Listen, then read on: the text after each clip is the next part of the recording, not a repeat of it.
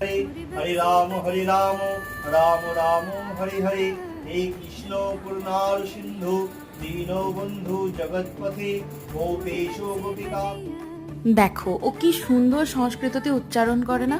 ওর পুজো দেখতে সত্যি খুব ভালো লাগে, ও খুব ভালো এবং স্পষ্ট উচ্চারণ করে, আমার ভালো লাগে। আচ্ছা, রাধা গোবিন্দকে সাজের পর দেখতে কেমন লাগছে একটু বলো তো।